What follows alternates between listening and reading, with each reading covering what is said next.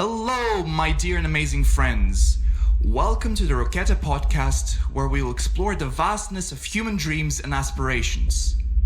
I'm your host, Alexander Marfunin, and today our guest is Bryce Sheja. How are you, Bryce? I'm doing good, man. How are you? Man, I'm fantastic. Today is a pretty decent day, weather-wise. Yeah, it's a bit chilly. What do you think? Oh yeah, absolutely. It's a bit chilly. I'd say, one of the craziest things about being in the UK from Rwanda is I was always expecting it to be a lot rainier than it is right now. Really? And yeah. I mean, everyone always tells me that one of the main things with UK weather is how dreary the weather always is. It doesn't even rain here that frequently, man. It doesn't even rain here that often. Like, you go out into the tropics, I promise you, the Philippines, Southeast Asia, Sub-Saharan Africa, it rains way more everywhere else in the world. Yeah, I don't know where that stereotype came from. Is it just non-stop in those countries, or is it, how harsh is it? Nah, it's only for like a couple months a year, I'd say. A couple of months. Yeah, so I think that's probably the difference. It rains all year here, whereas, it rains for like a few months but really hard everywhere else. But still, in the times where it's raining here, it's just not that bad. So here it's fine compared to there. Yeah. Oh wow. Okay. At least as far as rain goes, for sure. Oh yes, of course. So Bryce, may I ask you? You study law, don't you? Absolutely. Yeah. As a matter of fact, we study it together. So, how are you finding it so far? Well, the 3 years is so far. How are you finding them? Every day I wake up, I think about changing my mind a little bit. I'm not gonna lie to you, but at the end of the day, as long as we're getting like the basic skills that we need to help people at the end of, our studying and everything, I'm fine. As hard as it is, Just as long as we get the practical skills. Exactly. Yes. Exactly. But sometimes it can get a bit overwhelming. I would agree with you that sometimes you can question, oh my god, why have I done this? But apart from that, it's actually really interesting. So you do labor law. Well, we do labor law together, and you also do what is the other module that you do? I do international human rights and research methods, which I think we all have to do. Yeah. Yes. Yeah. So how do you find the modules? Do you find them? Well, how do you find them?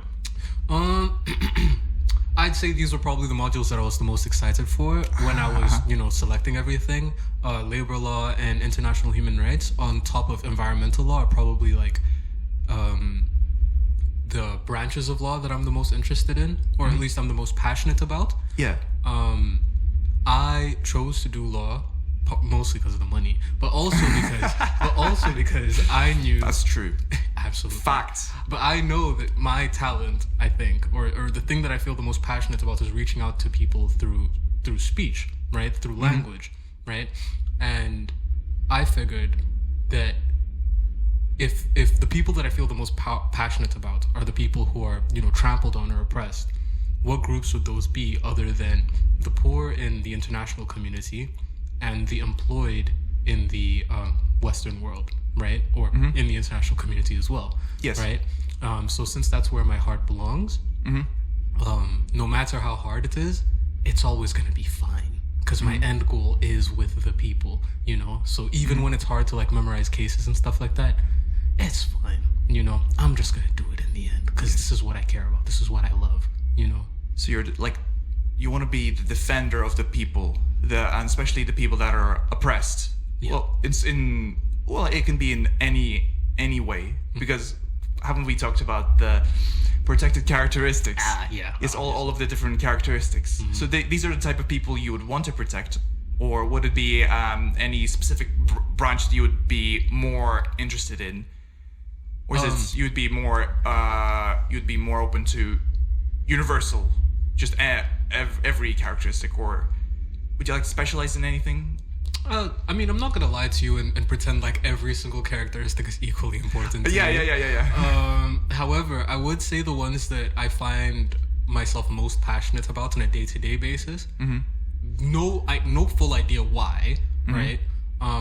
trans issues, Yes. right, and just general LGBT issues, I'm not 100% sure why those things like spoke to me so deeply.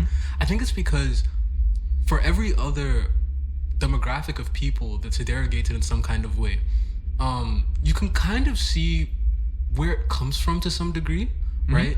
Even if you don't agree with it, you can understand that the reason why black people had to be derogated was because there was no other reason to justify slavery and racism than to pretend as if these aren't human beings, right? The same thing applies to like women. There's no way to justify the inherently oppressive structures of marriage, historically at least, without basically treating women as if they're this extension of masculinity. Sorry about that. Nah, you're about fine, that fine. extension of masculine of men, if that makes any sense.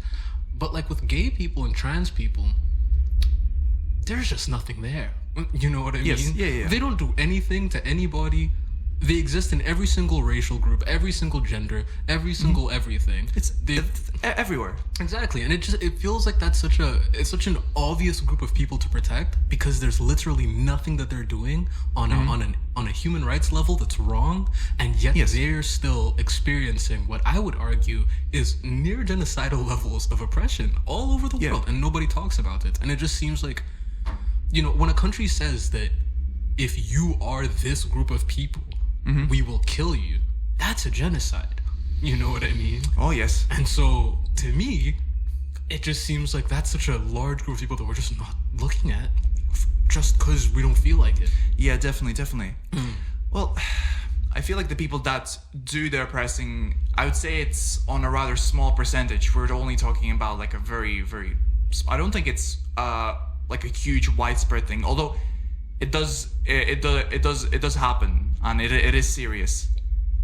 But I do believe it's the people that do the oppressing. It's a very small percentage. It depends on what perspective you're looking at, right? Because, you know, I think one of the mistakes that we always have is we focus exclusively on the Western perspective of things, right? All over the world, most people live outside of the West, right? Sub-Saharan Africa, the Middle East, Eastern Asia, Southern Asia, South America. In all of these parts of the world, there's an ongoing mass killing event of gay and trans people. Sorry. I was talking about the West, but now that you've mentioned all the other continents, all the other areas of the world, then yes, that makes sense. But even if we look at these countries, right, in the West, we learned about the you know, killing trans people and the defense being that they were killing because they were afraid or surprised by the fact that this was a trans woman, and they're saying, I'm angry that I was attracted to you, so I'm going to murder this trans woman. You know what I mean? And that's a defense that people really used in the Western world. You know, like when you really think about it, gay marriage was only legalized anywhere in the West, very like within recently. the past 20-30 years. You know, I feel like the claim that these people aren't experiencing large-scale issues, I think that that's just not really looking at the bigger picture, and it's focusing exclusively on the gay friends that we have. And the gay friends that we have are probably having a great time because we're cool people. Oh, yes. You know? However, you have to remember, these guys live 24 hours in a day, and we see them for one of those, right? Oh, yes. What about the other 23? Who are they talking to? Who's in their workplace, you know? And those are the experiences that I think that we need to be fighting for them for. A lot of these guys experience like unbelievable amounts of abuse, right? Yes. That just isn't addressed within the legal system because we don't know how to address these issues yet, you know? And so I don't... Yeah, so it's definitely very tough to address these things because it's hard to track. It's hard to keep track, unless we fall into the world of 1984, where everyone is tracked, everyone is watched. So it's definitely hard to monitor these type of things. But the only thing that we can really do is enhance the education. Is to educate the people, and especially the people that are the people that oppress other people. It's about educating those people. What do you think? Is it to do with the education? I think we need to both educate people socially and put a bunch of boundaries in place legally that say we have to protect these groups, and we have to protect these groups in these particular ways that protect other groups, right? I think that the idea of using surprise at a trans person as a defense for murdering them, I think that's inherently absurd. I think everyone in the world would agree that that's inherently absurd, but the legal system doesn't, right? Not yet. And part of the reason the legal system doesn't yet is because there's still like slight social disagreement there. So of course there needs to be social education, but there also needs to be boundaries within law that says, hey, doesn't matter if you're gay, trans, straight, yellow, brown, or beans, right? Still, you are going to get like basic equitable treatment within society. The moment that you're being discriminated against or attacked or murdered or beaten or whatever because you're gay, you know, or trans, or I don't know. Like, if you think back to the past year or so, there was this crazy movement that basically insinuated that the LGBT movement as a collective were people who are trying to groom children and stuff like that. This just isn't a normal thing to do to a demographic of people. And that was in the West, you know? And we know that, like, yeah, they had reasons why they were making these claims or whatever, but let's not forget, the vast majority of pedophiles are straight guys. Okay, let's not pretend like that isn't true, okay? Like, so I don't... Well, if you think about pedophiles, this, do you think that this will be a condition of some sorts, or is it something that is, well, it's something to do with how the person is raised? I think it's a power thing. It's like dictatorship. I think the thing that causes pedophilia is the exact same thing that causes dictatorship, and it's the reason a lot of the dictators you find in history, be it, you know, Hitler or Mussolini or whatever, a lot of these guys were pedophiles, right? It's about the kind of person who wants to have absolute power. Yes. That kind of person is going to seek out children. Don't you think that this could happen to any person? Nah? You don't think so? I think some of us are like are raised like normal. I think when you're a child, you get certain values instilled in you. Yes. And one of the values that should be instilled in everyone is when you have power over other people, treat them with respect and treat them kindly. Yes. Right? It's one of the things that I think is so great about masculinity, or at least positive masculinity. Yes. It's the belief that because you're strong, being strong doesn't mean that you can beat everyone up. Being strong means you can carry what other people can't. Right? It means you can carry the loads that other people can't. It means that you can protect people. So that power isn't supposed to be used to push down on anyone. It should be used to lift people up. Yes. Right? And that's about the way that you're raised. That's about the way that society treats you once you get older. And so I don't think that anyone could become like that. I think it's very, very particular people. And I think that that's part of the reason why you'll see, again, the vast majority of abusers tend to come from like similar demographics.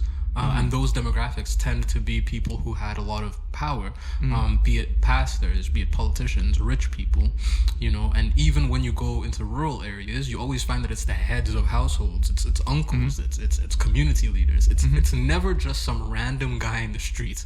Because how on earth would that random guy in the streets have access to a child? He can't. Yes. It's going to be someone with power, right? And I think that's what causes it. I understand you, Bryce. But what I was trying to say is that it can happen anywhere, in any part of the world. Yeah, absolutely. Yes, that's what I mean by like it can happen with any demographic. Absolutely. Yes, definitely. So, Bryce, today is a rather historic moment, and I'm not going to say positive nor negative because people have different opinions about this, but nonetheless it is a historic moment that it is the election results of the United States, and as far as I'm aware, it is Donald Trump that has won the elections.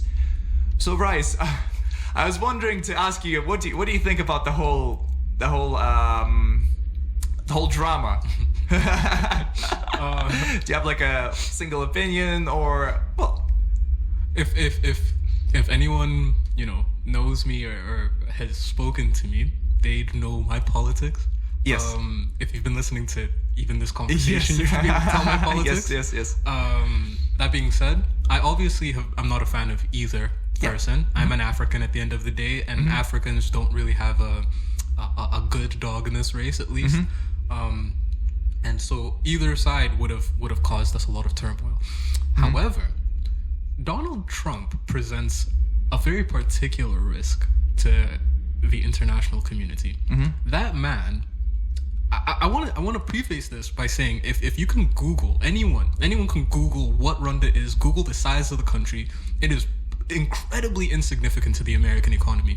Yes. That man, Donald Trump, consciously started a trade war with us over our refusal to buy secondhand clothing from America. Right? America had this system where they would send secondhand clothing to East African countries on a regular basis, and there was a couple countries, I believe it was Kenya, Uganda, and Rwanda, who all said, hey, screw that noise. We don't need secondhand clothing. We can make our own clothes, right? It's weird that you keep sending your trash to us. Keep it over there. Donald Trump said he was going to, I can't remember if it was raise tariffs on the trade that we were doing, because the primary thing that Rwanda sells is tea. And I believe he argued that he was going to start raising tariffs on coffee and tea exports from Rwanda if Rwanda refused to change its mind about the secondhand clothing deal. And Uganda and Kenya both reverted and started accepting the secondhand clothing, but now all of that secondhand clothing just ends up in trash heaps, right? Because none of the people want to wear secondhand American clothes, because that's weird, right? And in Rwanda, we just said no. We kept the tariffs and it's fine. We're dealing with it. You know what I mean? And then when Biden came along, he removed the trade war and we became okay again. But the reason I'm saying Donald Trump is a particular threat is, even within this example, Rwanda is so tiny and insignificant to what America's doing. He wanted to make us feel little. And I don't think he even cared about the situation that much. Yeah. But even then, even with the little care that he had, he actively wanted to make Rwanda feel useless and tiny. Obama did very similar things to us too. But Donald Trump is just such a particularly vindictive man when it comes to geopolitics. And that's not even just Rwanda. You look at the things that he did in Iran with murdering Soleimani. You look at the things that he did in Israel with saying that he wanted to move the capital to Jerusalem, which is in the West Bank, literally saying that he wants Netanyahu to expand into the West Bank, not even Gaza, into the West Bank, right? Which isn't governed by Hamas or anything like that. It's governed by completely different people, but I digress. You look at the things he said about invading Mexico, you look at the things he said about selling Greenland or whatever. There's so many different things that he's pulling out of the Paris Accords, right? Pulling out of the Iran nuclear deal. I could just keep going on and on and on and on about all of the absurd decisions that he's made, which have led to this current geopolitical point that we're at right now, where Hamas and Hezbollah and all of these different groups are trying to, in quotations, get revenge, right? For the murder of Soleimani, and people are pretending like this is the fault of Netanyahu or Biden or whatever. But no, it was the fault. Why would Iran be angry? Why would Iran be angry at Israel other than because they killed their top general? Which was a thing that Donald Trump did. And you know what Donald Trump did right after killing their top general? He threw up the colors. Like a gang member. He threw up the flag on Twitter like a gang member. It's the most ridiculous thing on the planet. What do you think that the Middle East is going to do? Yes. They're going to respond, And so it's just, when you really look at all the things this man's done, he is such an active risk to international peace that obviously I don't want him around. And even set all that aside, even if he hadn't done any of that horrible political stuff, even if he hadn't done any of that political stuff, he was still friends with Jeffrey Epstein and Diddy. To me, that should have been disqualifying on its own. Or the two little girls who accused him of some crazy things. But again, not even going to go into it. I feel like that all should have been disqualifying. It wasn't, because Americans just, they hate women more than they, like money. So, they made their decision. That's fine. It's not my business. So do you think what Donald Trump was doing do you think he specifically wanted to cause, suffering or, just resentment? Do Do you think he did it, intentionally just for that single purpose, or do you think it's just is a result of his policies and, well, I think I think that man is driven by money, and Israel has a lot of money, Russia has a lot of money, and a lot of oligarchs all over the world, be it in the UK, France, Germany, whatever, they have a lot of money. And so he basically sells himself off like he just sells his body off to all of these people and says, tell me what to do and I'll do it for you. Just give me $1 million tomorrow. Mm-hmm. And all of them just do it, and it always just works out. The richest man in the world is supporting him. I don't have a single question in my mind about why.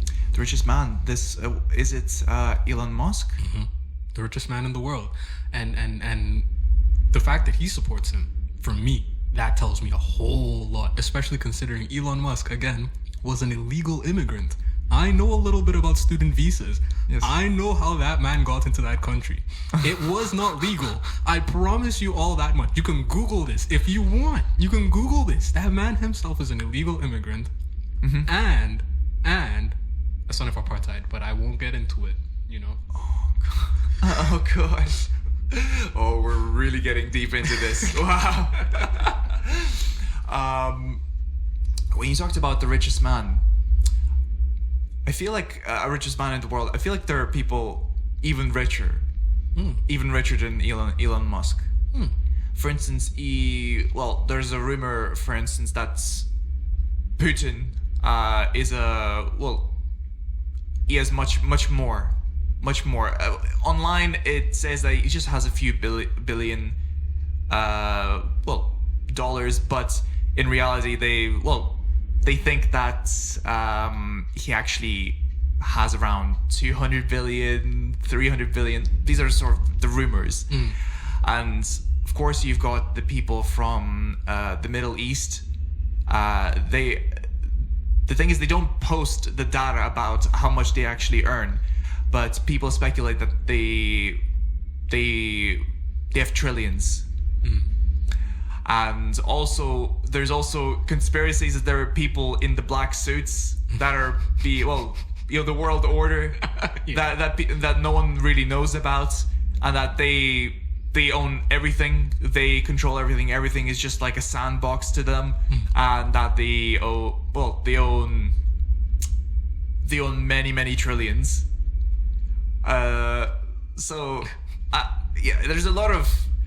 There's a lot of ifs and yeah. I mean, there is definitely question. I think the Sultan of Bahrain, or I can't remember if it's a sultan or a what is that about? king. He is supposedly the richest man in the world. Very quietly is what they say.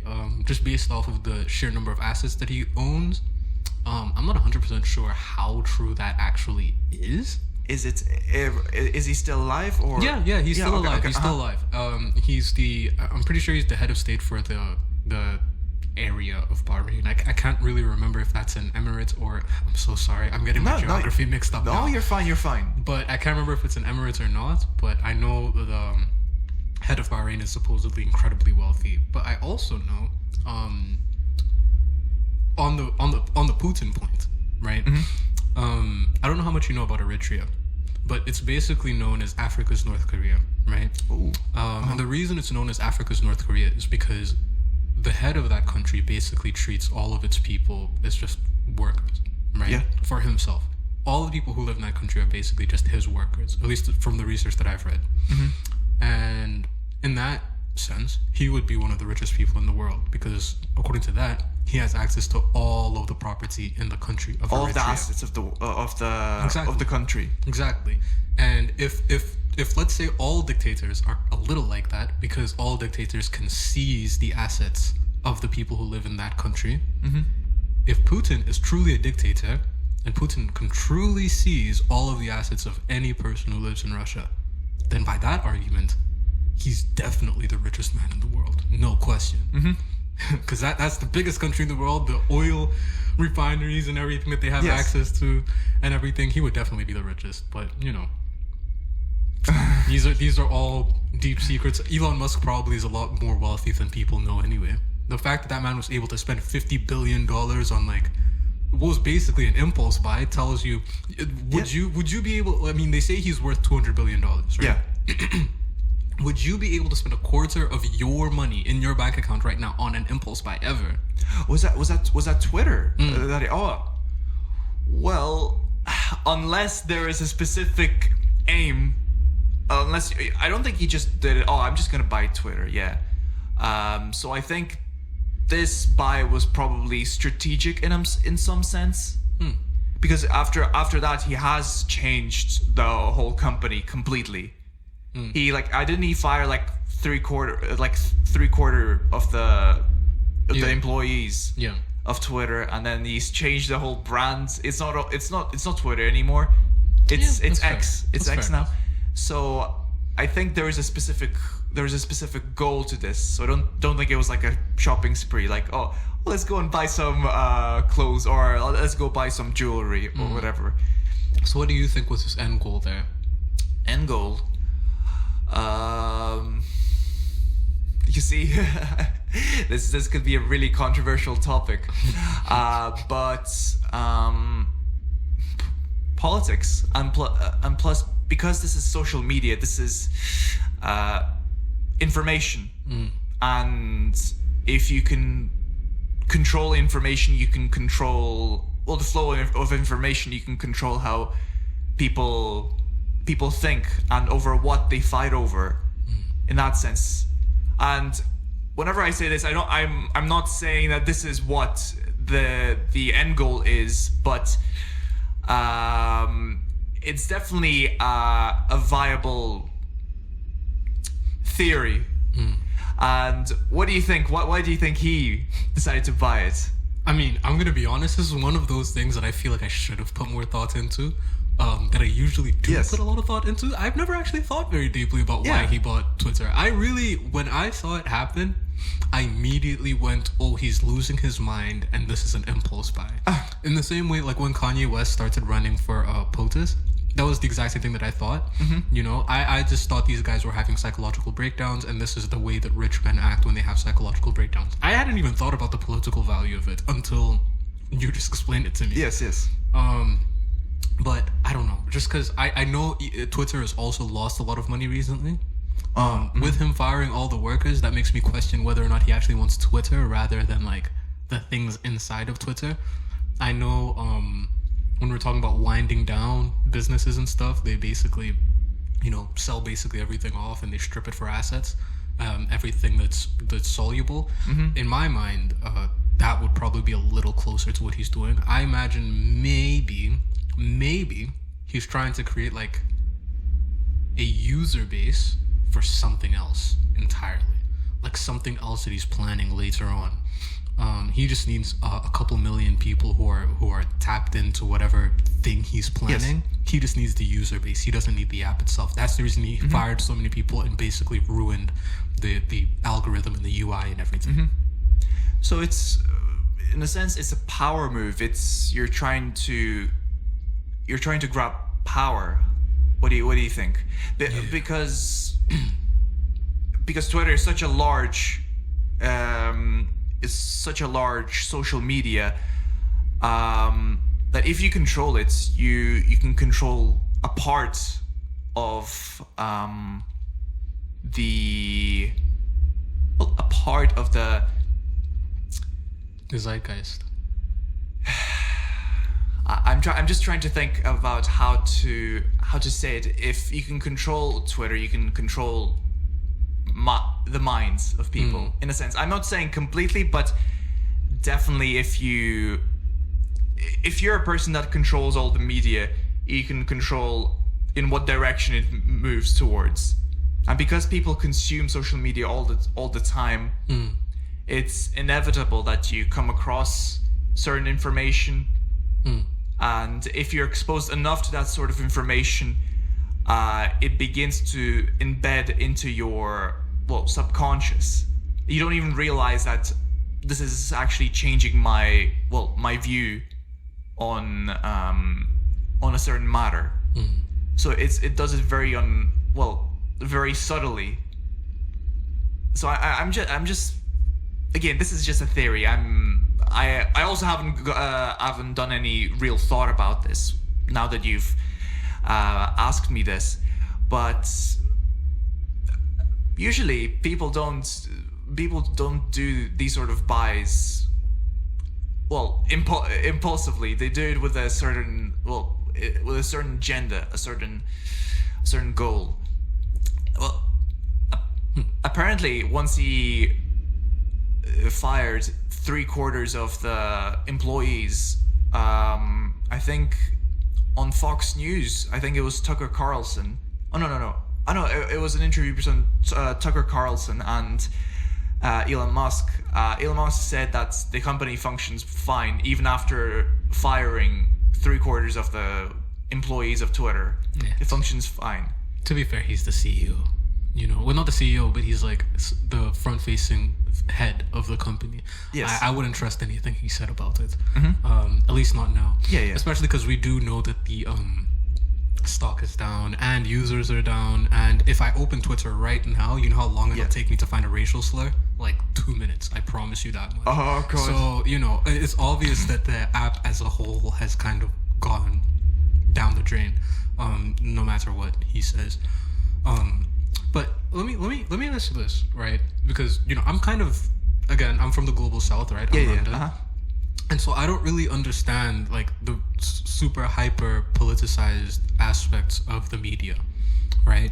One thing that I've noticed since I got here is a lot of people in the, in quotations, mainstream media, a lot of very conservative leaning people in the UK, in Germany, everywhere in the world, saying that the media is controlled by like people who have opinions that are more similar to mine. But I've never gone to the mainstream media and found opinions that are similar to mine.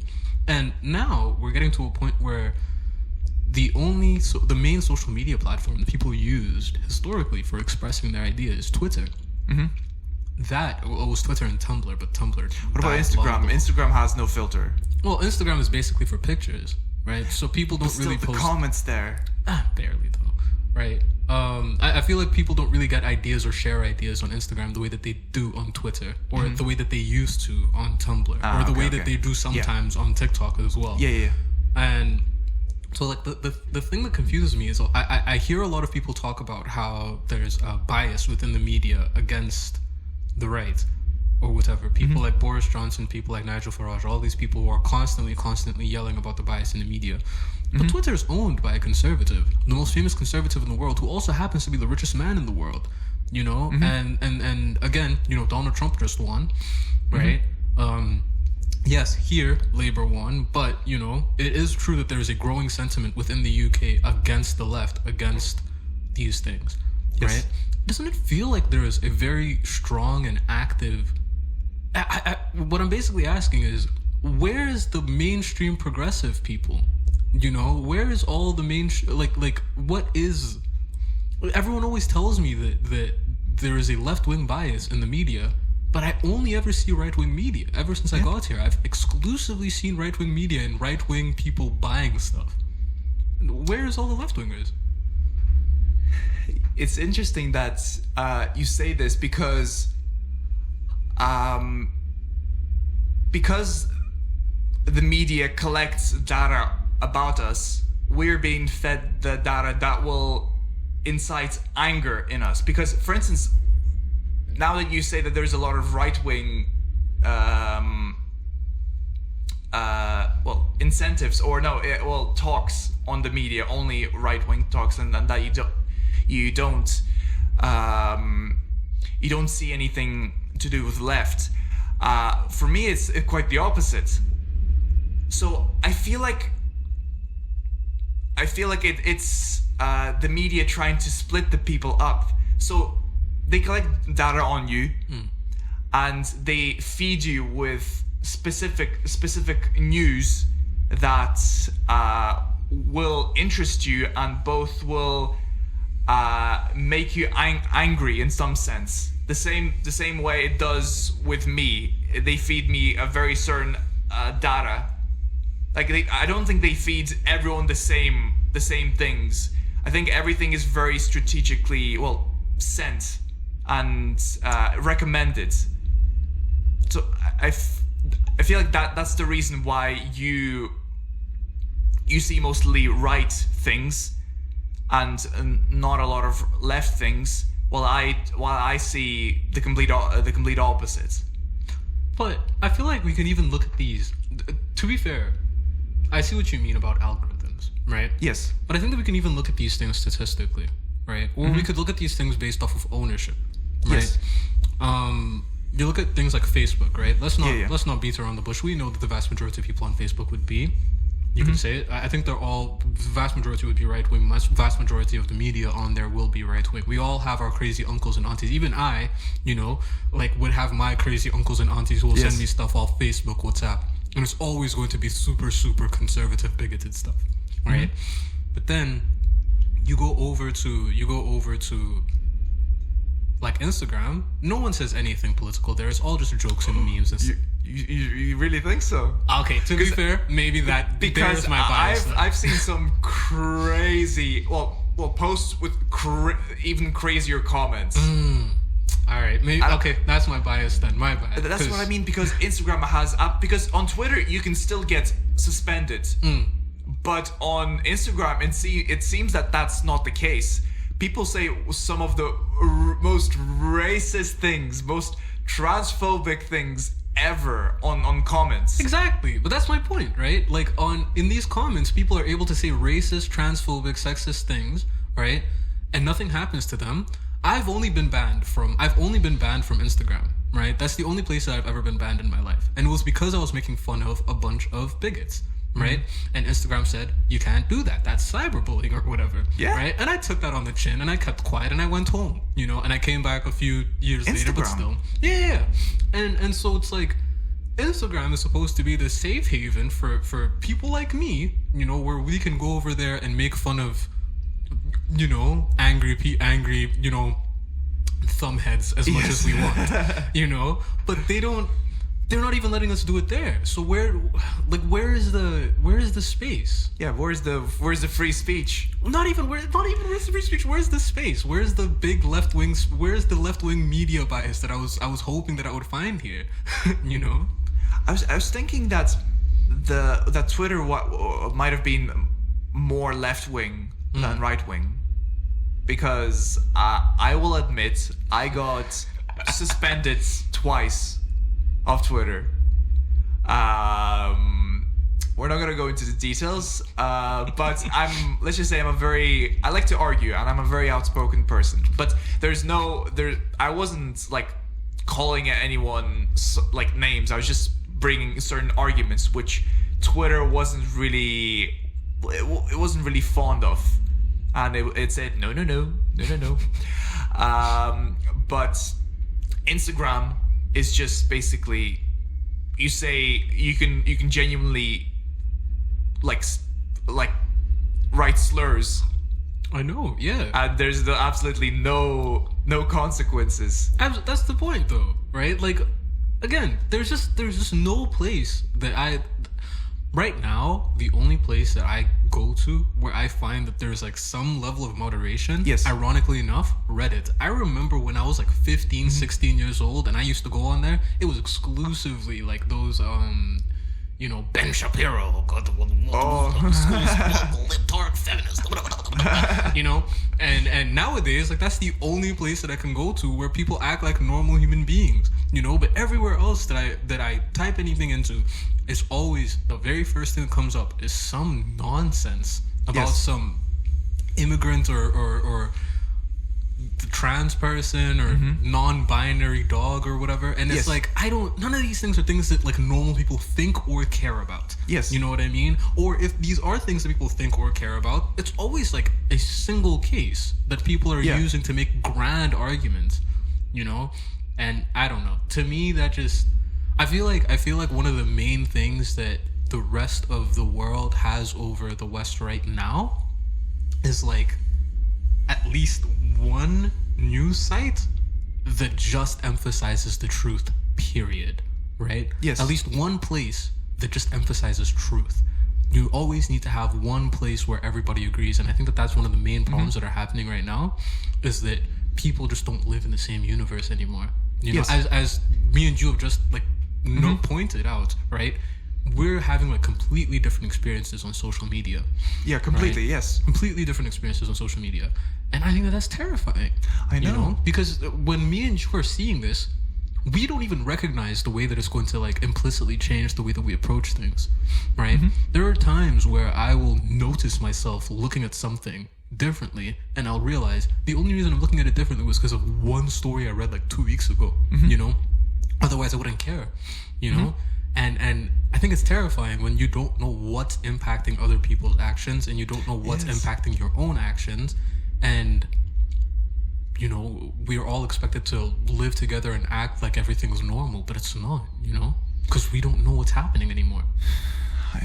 I feel like it's one of the tactics of, do you know the tactic of divide and conquer? I feel like that's the thing. You're being fed one thing, I'm being fed the other thing, and that way they're trying to cause disagreements and resentment between each other, and that's the whole thing. So whenever you talked about that we should have a single app or a single place where we can be completely free to talk about anything without having the fear of being censored or kicked or banned or removed, just a single place where I wouldn't say anarchy, but it's a place where everyone can there's no real algorithm. No one is trying to feed you anything specific. There's just one sort of universal place that everyone is free to argue whatever they like, really, without having the fear of being censored. Because although, yes, slurs it's obviously bad whenever people say, well, there's hate comments, but all people also have concerns about, like if we start banning these people, that's against free speech. So where do we actually hit the balance? I think that the average, I'm actually not gonna speak for all black people or all anyone's, right? I'll speak from my personal experience with slurs and everything. Yes. And mind you, I grew up in Africa, obviously, so I only grew up around black people. My experience with the N-word is very, very limited, right? I basically, the first time I ever heard it directly was when I got here, right? Yes. And so, actually, no, that's not true. Where? Americans get very, very... I heard it when I was in Rwanda. An American called me the N-word when I was in Rwanda. It's so weird. And the fact no one even did anything. No, I mean, obviously no one did anything, because this is what happened, right? He called me the N-word, right? And then there was another guy who came around, and he heard it, and he got really, really angry, right? Now, this guy had a brother, and those two got into fights a lot, right? And so, not with each other, they got into fights with other people all the time. Yes. And the kid who called me the N-word, he was really, really tiny. He was like a skinny, short kid, right? And he did that because he knew I am not the kind of person who will just hit people. I will argue with them before I do anything, right? Yeah. And as far as the N-word goes, I'm not going to argue about the N-word. I'm just going to say you're a dummy and then walk away, right? But like, these guys were coming, and I had to defend this guy. And to this day, I regret it. I should have let them have their way with him. I'm going to be 1,000,000,000%. I should have let them have their way with him, just because how are you going to be an American in Africa calling someone the N-word? How are you going to fly all the way here and call, brother? Brother. Jesus. But I digress, right? I'm not going to speak for everybody else on slurs, right? I'll speak for myself. I don't think that I would care about slurs very much if I knew that my right to speak would be defended all the time, right? Yes. If like anyone, like I don't like being called these words, obviously. I would rather not, and anyone who would say those kinds of words around me, knowing that I'm not comfortable with those kinds of words, is someone who I consider an op, all right? Yes. But I wouldn't, like online, I just wouldn't care. You know, online, I just wouldn't care. You can call me whatever you want, but for as long as I'm smarter than you and I know that I'm smarter than you, like, it's just gonna sound like gobbledygook to me, you know? It's just gonna sound like basically you're ending an argument with someone and then they go, man, your hair looks funny. And then they walk away. It's like, okay, cool. Yes. W, you know, you're not arguing with me anymore, you're arguing with my race, right? That's fine. So regardless of what they may say, no matter how ridiculous it is, as long as you know that you can still you can reason with this you can still provide reasonable arguments with this person without getting censored or silenced, that is completely fine. That is completely fine. For me personally, that's how it is. And I would say I've spoken to a lot of other black and brown people in my life. I've spoken to a lot of gay, trans people in my life.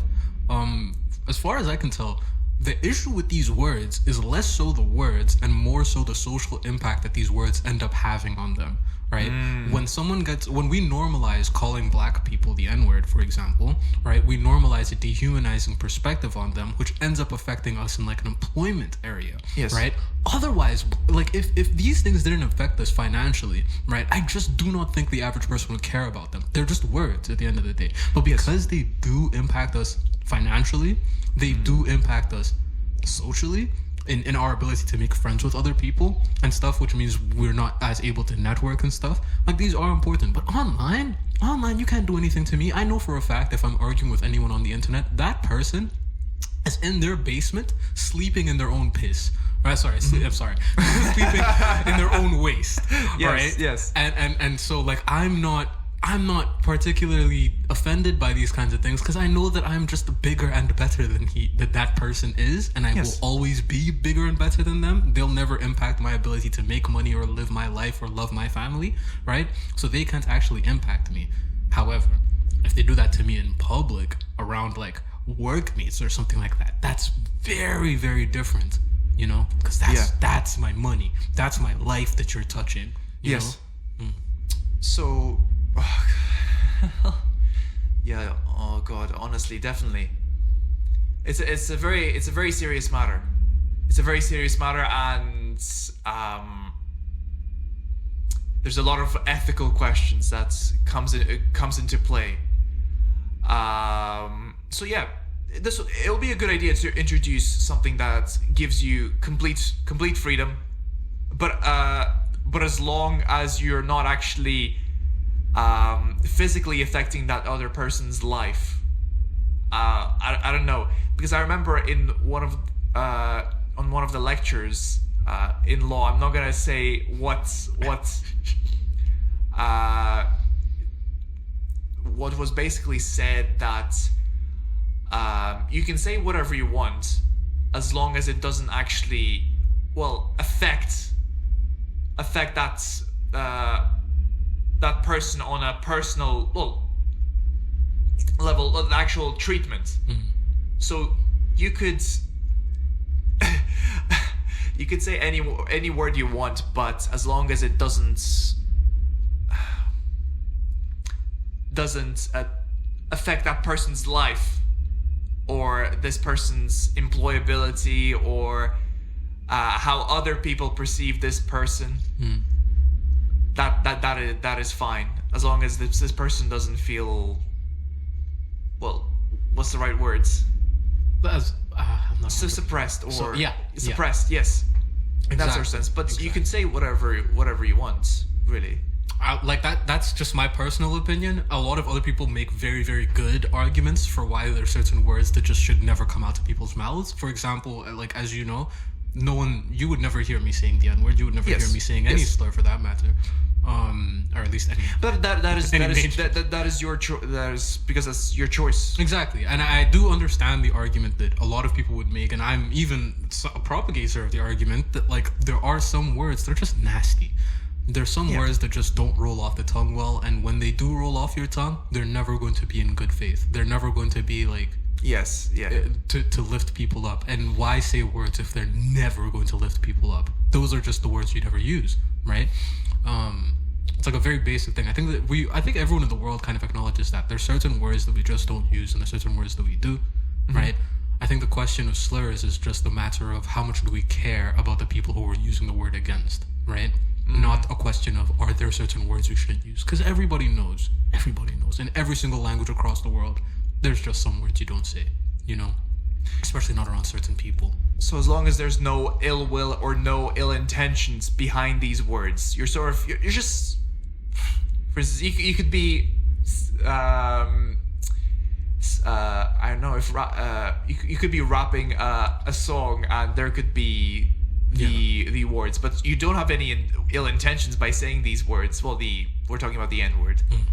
as long as there's no ill intentions. But as you said, usually it does carry ill intentions.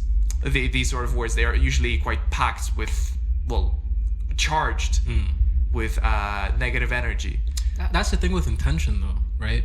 And that's, I think, the main reason why you'll find a lot of black people say that, like, they never want to see a white person say the N-word. And I agree with that.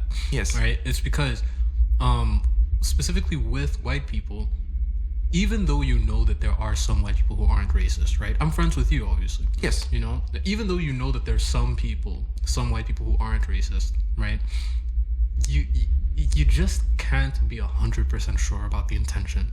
And you just never want to question it. You know, especially with your friends, right? So if I'm sitting across from, like, a homie of mine, and he says the word, right? And I know in my heart, that guy doesn't mean it in, like, a disrespectful way. But, like, I'm looking at him, and I'm thinking, but you know I don't like hearing that word. And you knew that I would feel a specific kind of way about it, right?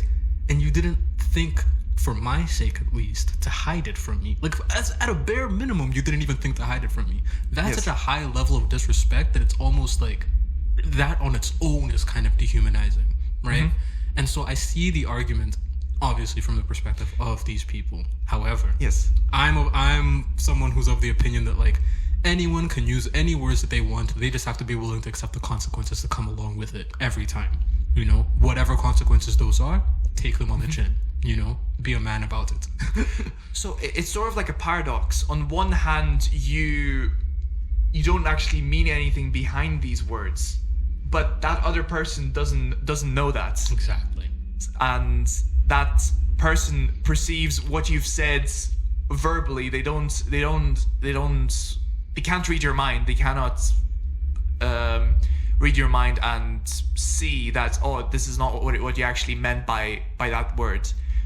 So yeah, it's a very tough topic. So, but yes, as you said, generally slurs are, well, they're not good. Not good. Fantastic conclusion. Very, yes. They're very bad. So fantastic. Let's see that essay that we just wrote out. In conclusion, slurs are bad. So it's you don't say this. Yes. I mean, I think one of the most interesting things, right, is I always hear people having. I'm not even trying to, like, throw anyone under the bus here. Yes. Yeah. I remember we started this podcast and we saying I love gay people. Yeah. I mean, it sounds like a crazy preamble. Yes. But I just want to, like, point out the fact that I always hear, and you can correct me, not you obviously, but anyone can correct me if I'm wrong. I've heard so many white and brown people ask if they can say the N-word. I've never heard a single person ask if they can say the F-slur, like, against gay people. Never in my life have I heard a single person ask for permission to say that word. And I think it's because we all kind of get what's wrong with saying bad words, you know? But, like, for whatever reason, black people have to sit back and answer the question every single, like, day and a half. Hey, can I? And it's like, hey, man, I'm a black guy. My favorite genre of music is hip-hop music. I've never said that word.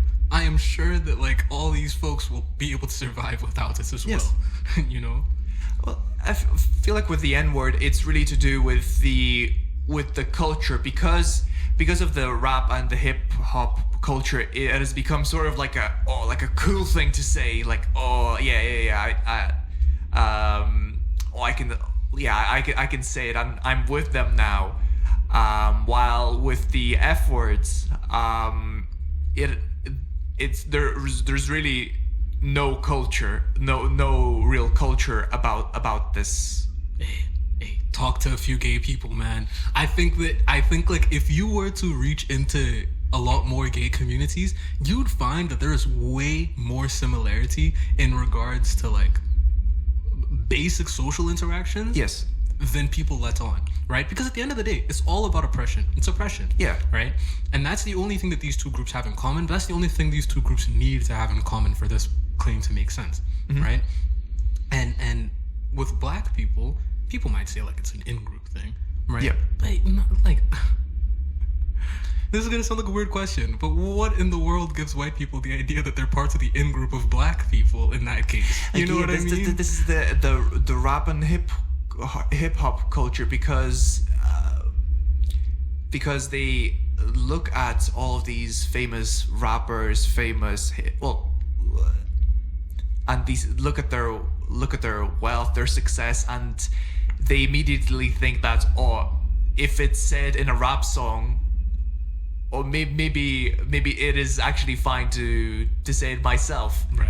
While because of the F words, there hasn't been any promotion in the song industry or anything like this.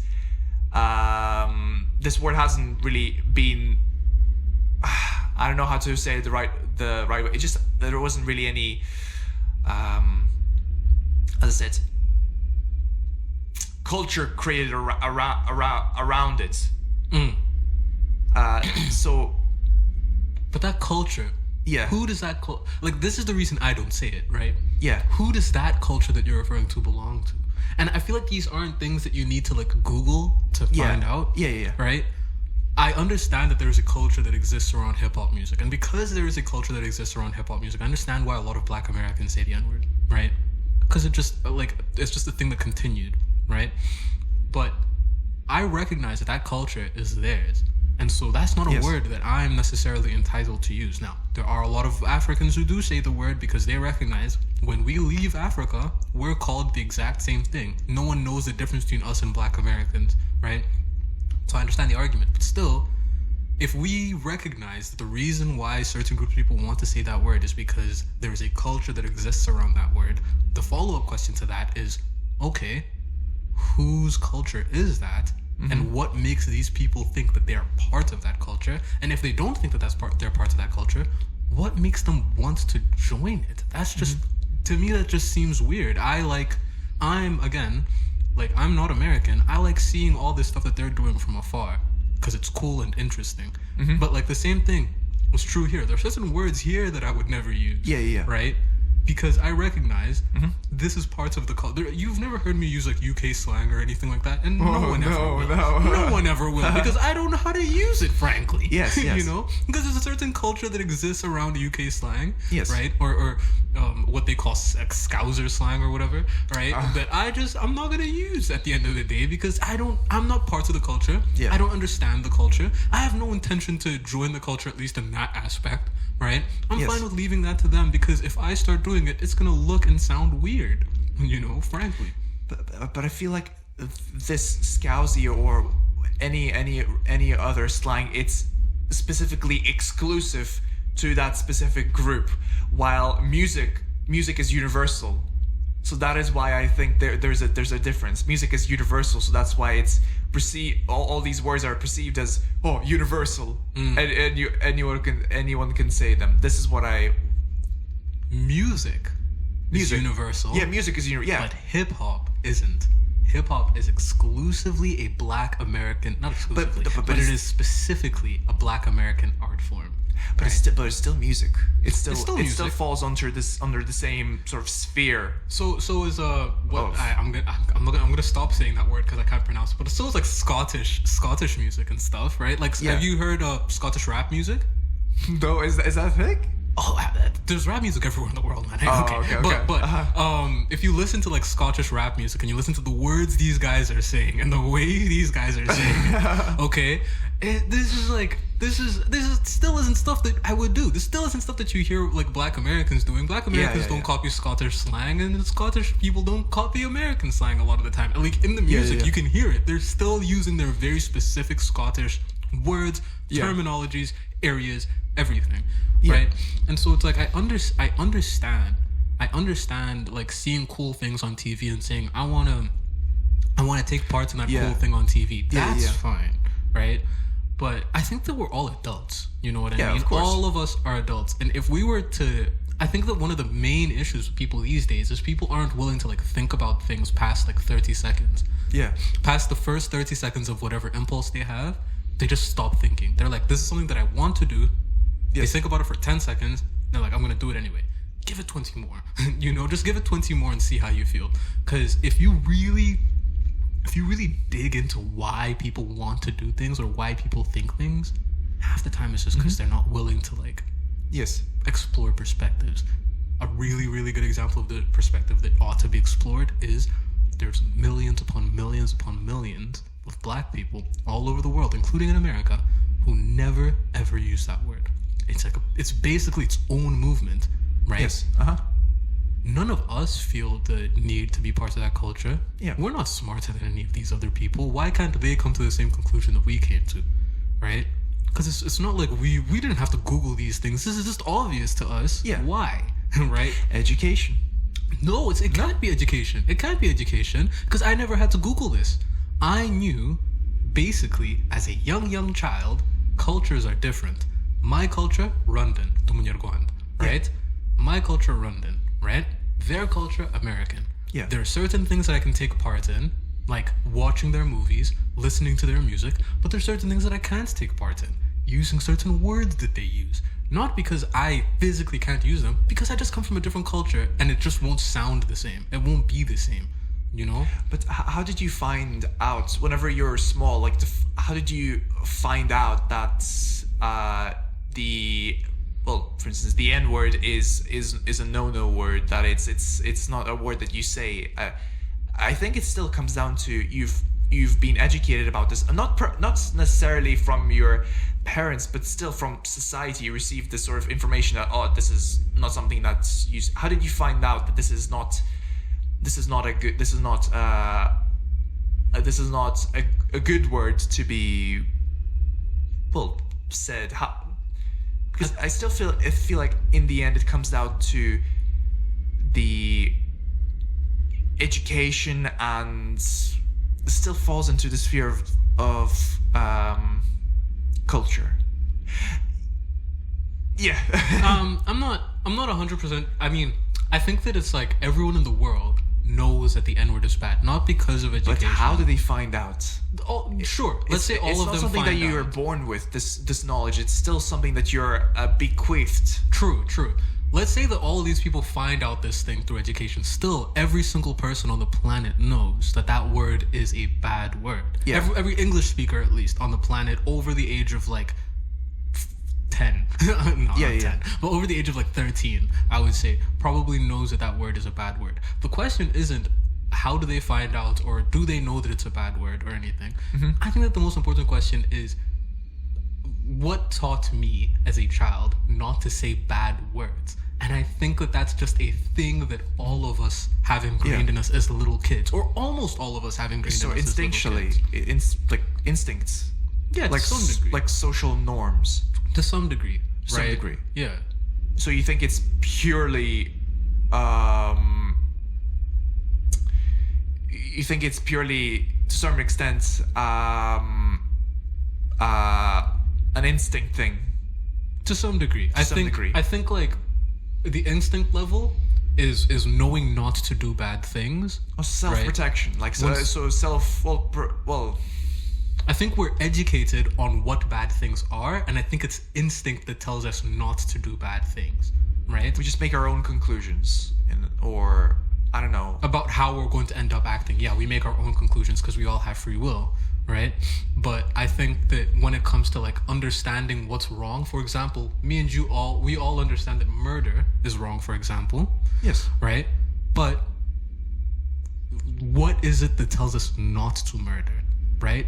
It's just like a thing we all know not to do. We know not to do bad things. It's on a DNA level. Yeah. And I think that almost on an intrinsic level, right, on a DNA level, we understand that there's certain things that hurt other people and we shouldn't do them. Empathy is just as biological as fingers and hair. Yeah. Right?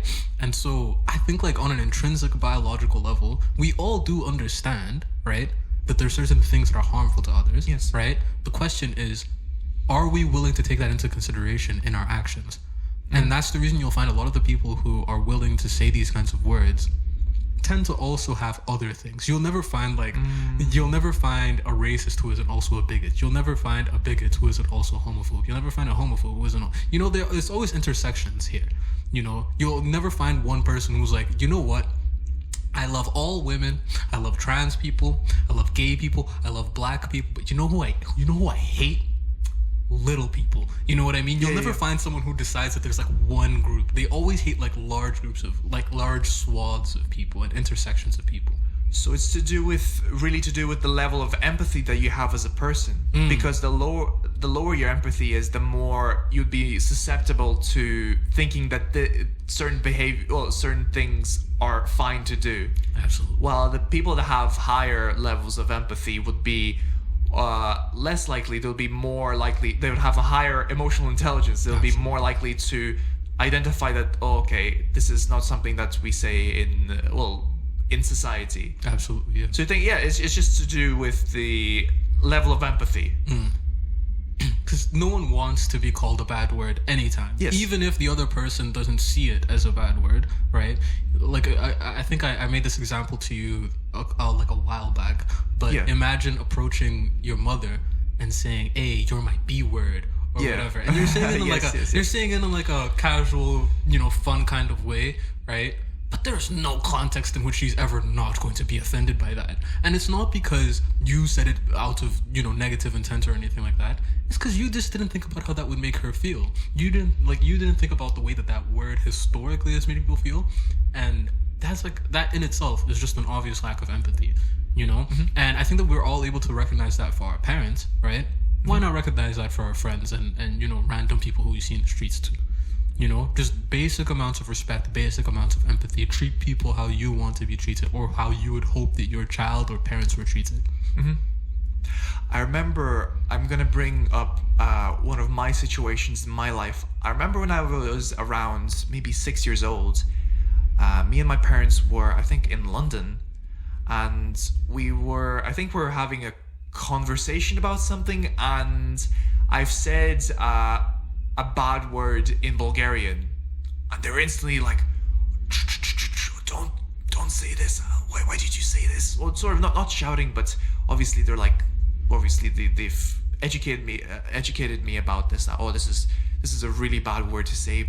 Please don't say this again. And after this, I've never said this again. Has anything like this come up in your life where you've said something and then you were instantly corrected about this?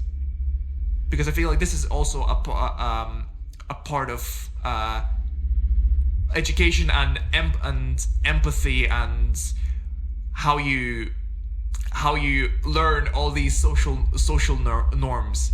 Because of course we as people we can pick up if something is bad or not, but sometimes we just don't have the knowledge to realize that what we've said is actually bad. Although we've heard it, but we don't know the actual if it has a negative connotation or not. But when we say it and someone corrects us about this, we can either go two ways. We could either never say this again, so this would be a person who has high levels of empathy, or we could be like, no, I don't see how this is bad. And you continue to say it. This would be people with lower levels of empathy. So have you ever come across situations in your life where you were perhaps corrected, or if you remember? I'm not all that came to mind immediately is I remember this was like a while back, but I had a friend, right, a very, very good friend of mine, just the most amazing person in the world, basically. Yeah. Right? And me and her had like a bit of a history, but not, really, if that makes any sense. And but because me and her had never like really, really been together in any kind of way, right, if that makes any sense, I felt that there was no real boundary here about what me and her could talk about. And down the line, as people do, right, I liked a different person. Yes. Right? Because me and this person were never going to get together, obviously, so I liked a different person, and I told this person, the first one, about the new person who I was interested in, who I thought was really, really nice and pretty and everything. Yes. And she got quiet, and then the next day she came back and called me and said, hey, Bryce, I know that me and you aren't, doing anything, and I know that we haven't or anything, but I just don't feel comfortable with talking about that kind of stuff. And I asked her why, and she explained how because of the amount of time that me and her had spent together, regardless of what me and her did or what our plans were later on, she considered me to be someone who was in her life doing a bit of that role, if that makes any sense. And she didn't like that I felt so comfortable with not being with her, if that I would tell her about other women, right? That's the thing that made her uncomfortable. And that actually made a lot of sense to me when she explained it. Yes. Because I realized if I it doesn't really matter how long I like the girl, right? But if she were to approach me and start telling me about another guy, I would immediately go, why are you telling me about this? I'm not interested in the other people who you're interested in. That has nothing to do with me. You know what I mean? And that was a place where I definitely had no empathy. I think I was just excited. And this was my friend, you know what I mean? I was excited and I wanted to tell my friend about a girl who I was interested in. That was my mentality at the time. But I didn't think about the fact that my friend, because of our history, right, might not like hearing about that. In the same way that I know that I wouldn't have liked hearing about that from her end. You know, I wouldn't have been, angry or anything, but I would have been like, I'm not interested in hearing any of that. Yes. Keep it to yourself, I don't want to. So, yeah. So this would have been, a learning moment for you. Absolutely. You've become, you've realized that this is not something that you say. Well, so not something that you talk about. Not something you talk about with someone who you have history with. But look, you've realized that this is wrong, and this, in a sense, this shows that you're a person of a higher level of empathy or emotional intelligence. I know this is, I know we're talking about basic stuff, but nonetheless, no, we've our conversation went from talking about history. Not history, about the current events. Politics to culture, and now we've come down to psychology. Of course, these are the best conversations, the ones that just run around the world, right? But if you think about it, everything, even history, politics, culture, everything comes down to psychology, how people think about things. So I feel like we're digging deeper and deeper into. Absolutely, and it's good. And I actually really like that. I really like the framing of that. I would say that situation showed me that I do struggle a lot with empathy to some degree. I always thought that I was very, very good at understanding how other people felt. But in that moment, I realized I didn't even consider it for a second. Yes. And I realized that while I do have, I have worked on it, and I do think that I have like an okay level of empathy. I think that empathy gets hindered when I get very excited about things. Yeah. Like in that situation, I got very excited, right? And I just need to work on making sure that when I'm excited, I always take a breath before I react. That way I can make sure that the people around me aren't negatively affected by the things that I say. So think before you actually say anything. Yeah. That's the whole thing. Yeah. Wow, that's you've touched on a very, very fundamental part of our lives as people, as humans. Yeah, how many times have wars been started or disagreements have been fired up just because a person hasn't thought about, he didn't take the time to, as you said, take a deep breath and actually process how how the other person will react. How many moments in life this has happened in history way back, just even at the moment? Every single one. I would argue every single major historical conflict stemmed from some guy not thinking about how other people would feel about something. Be it, some was it the Serbian who killed the Ferdinand, whatever his name was? Yes. The terror. I think the terrorist group was called the Black Hand Gang or something. That is a cool name. I know. Yeah. But yeah, those guys didn't consider it.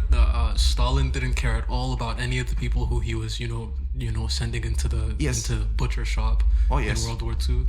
Same thing applied to Hitler with the Poles and everything. Yes, Jewish people, of course, obviously. Yes. Although I do want to point out, while I have a mic for the first time, Yes. Has anyone ever like looked into the difference in the number of Poles and Jewish people killed? Because I think about that a lot.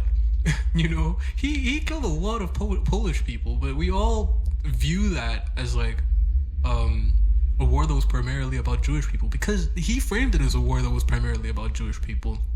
But it seems like it was just as much about Polish people, if anything. Well, I feel like there was a lot of Jewish. The majority. I think that the majority of the Jewish people were in Poland. The majority that he killed.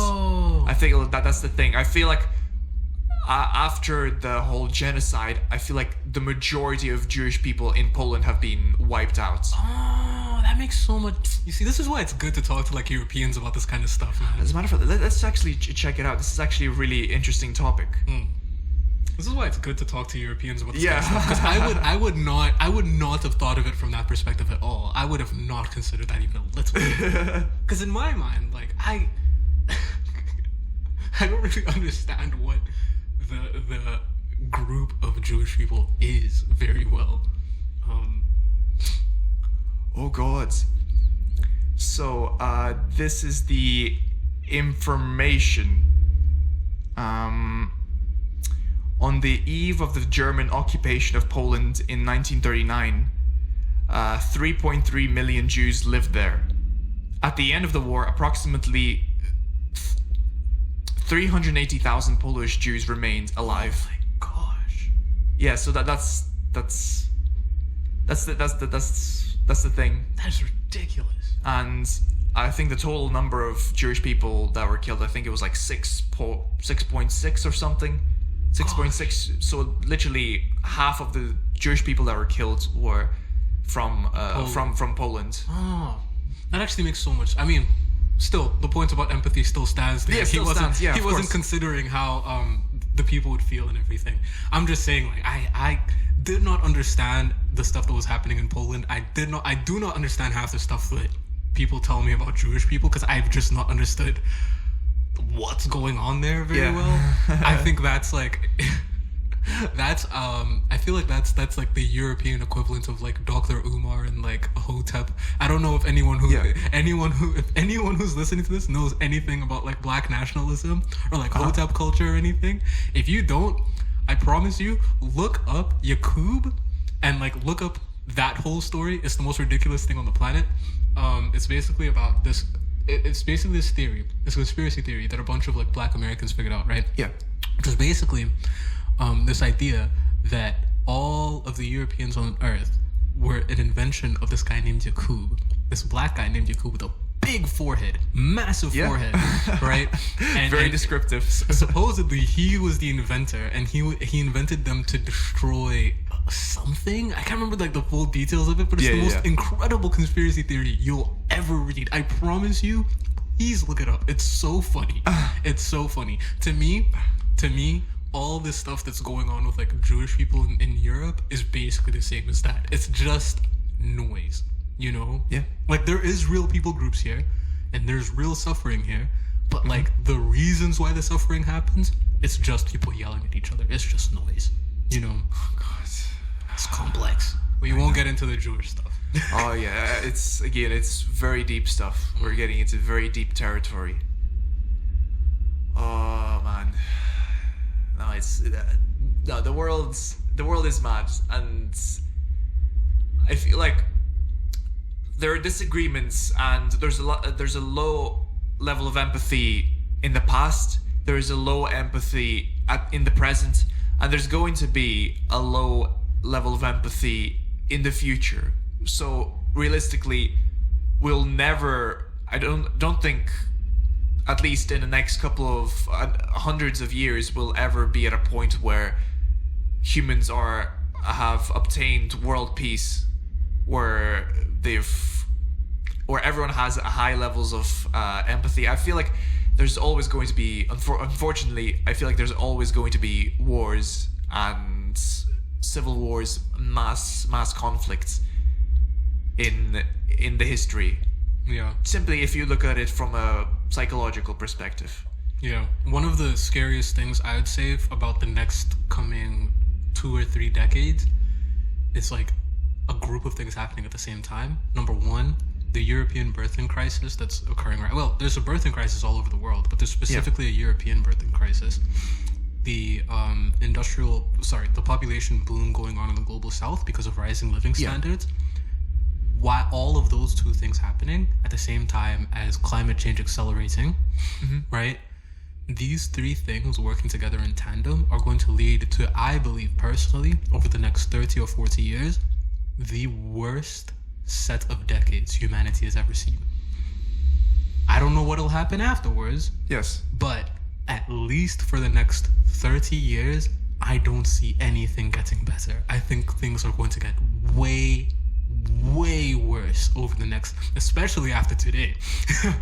But if anything, today's proof of that, actually. But yeah. We're fun. Very, incredibly. So I think there's a quote somewhere online. It will support what you've currently said.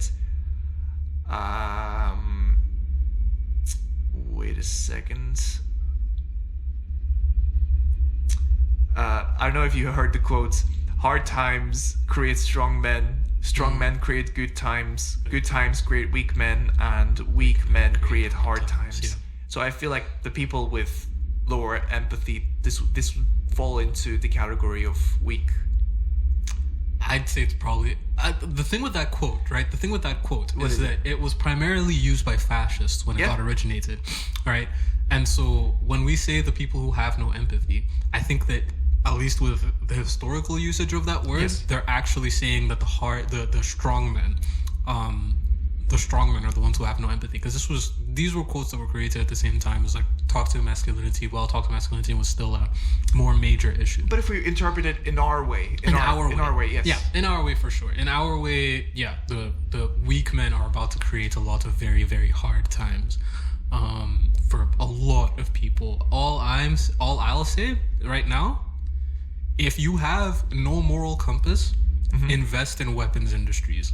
Invest in every Toyota in particular. Invest in Toyota right now. You're gonna make so much money. It's disgusting. Because it definitely takes a lot of strength to not lift a hand on someone.